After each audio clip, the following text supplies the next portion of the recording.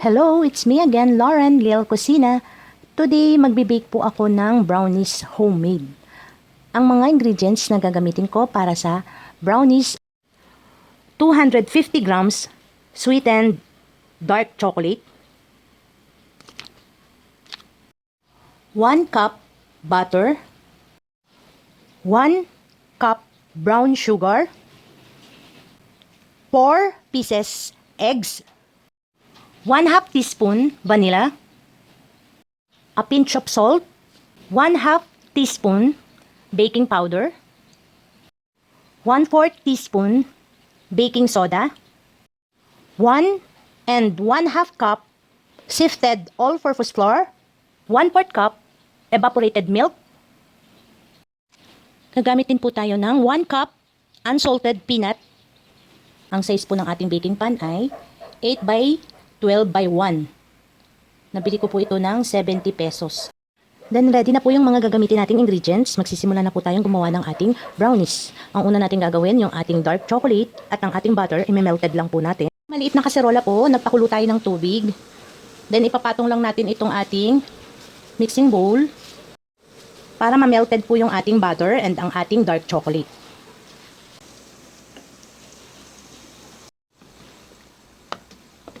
Bango.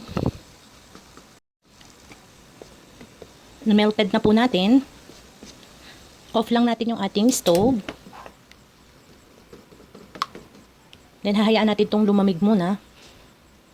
Habang hinihintay natin na lumamig yung minelted natin na dark chocolate and butter, sisimulan po natin gawin yung ating liquid ingredients. Sa isang bowl, pagsasamahin po natin yung 4 na egg.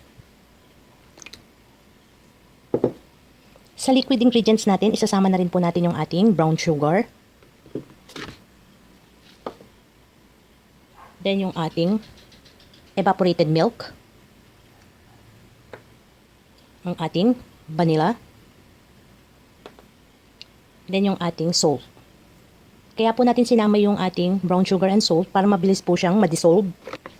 After po natin ma-mix yung ating liquid ingredients, set aside po natin ito. Gagawin naman natin yung ating dry ingredients. Samahin naman natin ngayon ang ating dry ingredients, ang ating all-purpose flour, baking powder, baking soda, then imimix lang natin, melted dark chocolate and butter, yung ating liquid ingredients. Pagsasamahin natin, sinutin lang natin.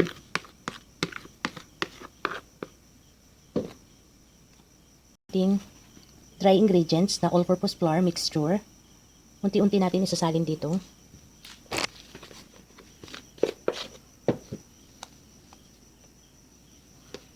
Then gagamit tayo ng mixer.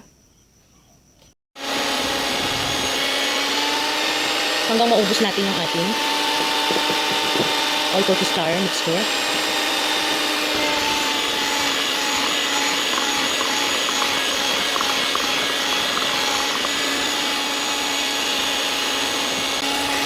Then, ibubos na natin lahat ng ating all-purpose. Ready na po yung ating baking pan. Nalagyan na rin po natin ng shortening and glaseal paper. Ready na po ito para maisalin natin ang ating brownies mixture. Ready na po for baking ang ating brownies. Nalagyan na rin po natin ng toppings na nut sa ibabaw. Ang oven po ay naset ko na sa 200 degrees Celsius. Then, pinreheat ko na po ng 15 minutes.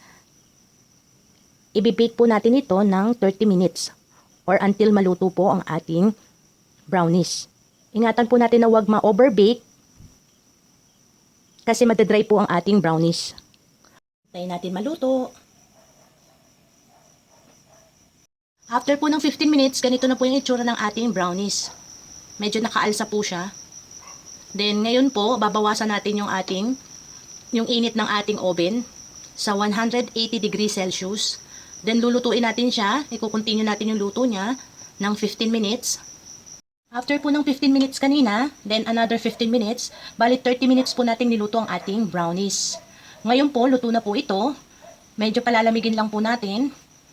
Kailangan pong palamigin kasi magdudurog-durog po siya pagka mainit pa ay hiniwa nyo na agad. Kailangan po palamigin siya ng 5 oras.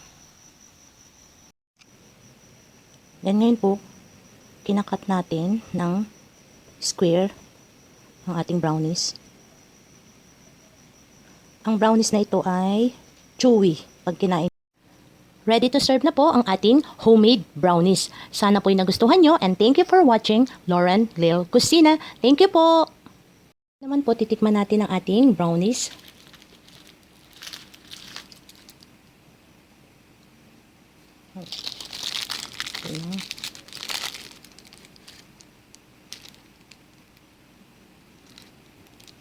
Ating brownies.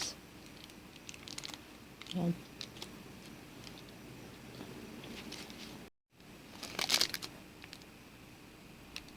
Sarap.